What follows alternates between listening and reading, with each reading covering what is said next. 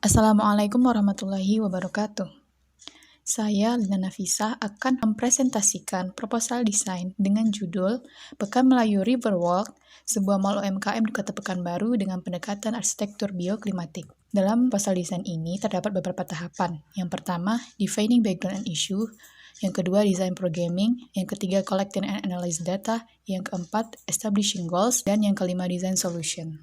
Tahapan pertama, fenomena objek desain. Fenomena pertama, nilai investasi perekonomian Kota Pekanbaru. Fenomena kedua, sektor perdagangan mengalami kontraksi ekonomi pada era pandemi COVID. Fenomena ketiga, pertumbuhan UMKM. Sektor UMKM yang berkembang, yakni sektor pengrajin, kuliner, dan oleh-oleh. Fenomena keempat, biaya dan energi pada operasi bangunan mall. Isu yang muncul pada objek desain adalah comfort, circulation, and visibility. Fenomena lokasi dan kawasan. Fenomena pertama, kawasan yang berada di daerah Meranti Pandak Waterfront City, yang sesuai dengan RDTR Kota Pekanbaru tahun 2016. Fenomena kedua adalah krisis iklim dan polusi udara. Menurut data BMKG, Kota Pekanbaru menjadi kota dengan polusi udara terparah pada tahun 2019 akibat karhutla. Sehingga isu yang muncul pada kawasan adalah environmental impact and energy using. Maka pendekatan bioklimatik dapat dijadikan sebagai alat untuk menciptakan kenyamanan ruang dan pertimbangan energi. Hal ini sejalan dengan nilai keislaman di dalam surat Al-Alaq 1-3, yaitu nilai friendly. Tahapan desain yang kedua adalah desain programming. Pekan Melayu Riverwalk adalah pusat perbelanjaan UMKM dengan konsep City Walk yang memiliki tujuan hemat energi, nyaman bagi pengguna, dan harmonisasi objek bangunan dengan lingkungan. Nilai-nilai dan kriteria desain sejalan dengan arsitektur bioklimatik, sehingga bentuk bangunan akan merespon iklim tropis lembab pada tapak yang berada di daerah aliran sungai dengan jenis lahan berkontur landai. Pengguna objek berasal dari kalangan masyarakat umum, semua rentang usia. Kelompok pengguna yang pertama adalah pengelola, yang kedua penjual, dan yang ketiga pengunjung.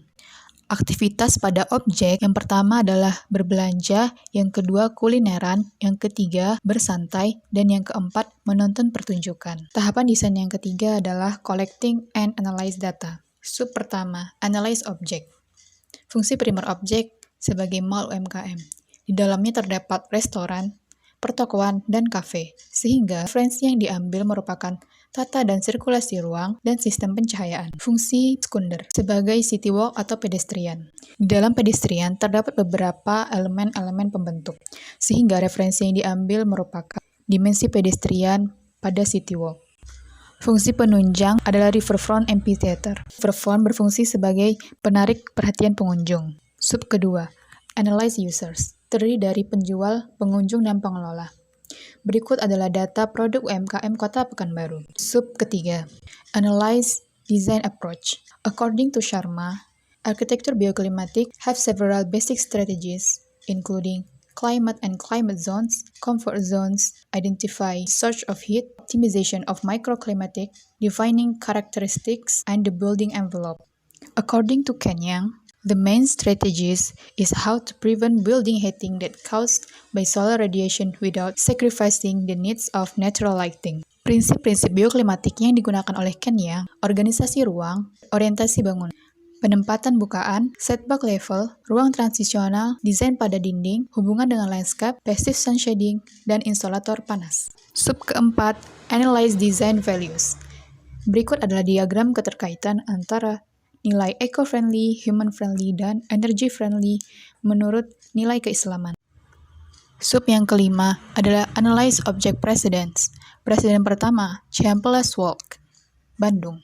Kelebihan desain ada pada prinsip tata ruang, open space, dan sirkulasi parkir. Presiden kedua, Teras Cihampelas, Bandung. Kelebihan desain adalah mengurai macet dan mewadahi pedagang UMKM. Kekurangan desain, penataan retail yang kurang, dan respon iklim yang buruk. Presiden ketiga, Kuta Beach Walk. Kelebihan desain adalah respon iklim yang baik, konsep elemen landscape yang baik, dan desain amphitheater yang cukup baik. Sub keempat adalah Analyze Approach Precedents. Dengan presiden The Vibes Coworking Space di Vietnam. Karakteristik bangunan yang menciptakan zona transisi untuk pemandangan. berventilasi alami, dan mendapatkan cahaya alami pada area tempat kerjanya. Keunikan desain adalah unsur gerak dan suara, di mana terdapat bambu moving sunshade yang dapat mengurangi sebagian besar radiasi termal dan menciptakan efek visual pada interior. Lalu ada suara yang berasal dari bola perkusi yang terintegrasi ke dalam setiap kulit bambu. Sub ke-7, Analyze Regional Data. Kawasan merupakan mixed-use waterfront yang di dalamnya terdapat perumahan, perkantoran, restoran, pasar, rumah sakit, dan sarana rekreasi. Dikelilingi oleh 3 kawasan berupa pusat kota Pekanbaru, daerah danau, dan pusat perdagangan. Sub ke-8, Analyze Site Data. Tapak memiliki luas 2,8 hektar dengan potensi yang pertama, tapak berada di das Sungai Siak sehingga memiliki vista ke sungai dan bersebelahan langsung dengan sungai. Yang kedua, tapak berada di pertigaan jalan arteri pada kota Pekanbaru. Selanjutnya adalah data iklim, vegetasi, dan sensori, di mana intensitas temperatur pada siang hari memiliki rata-rata yang cukup tinggi, dan angin dominan berhembus dari tenggara dan timur laut. Tahapan desain selanjutnya, Establishing Goals. Tahapan desain selanjutnya, Design Solution, konsep dasar pada objek, dengan tagline Workspace for Workscape, ruang berjalan kaki sebagai ruang melepaskan jenuh secara psikologis, polusi lingkungan, dan resesi ekonomi. Mengaplikasikan strategi-strategi yang ramah. Aplikasi pada konsep tapak. Consider the influence of solar radiation, sunlight movement, and flow of water surface. Aplikasi pada konsep bentuk. Consider heat transfer, sunlight shading area, ventilation, and energy research.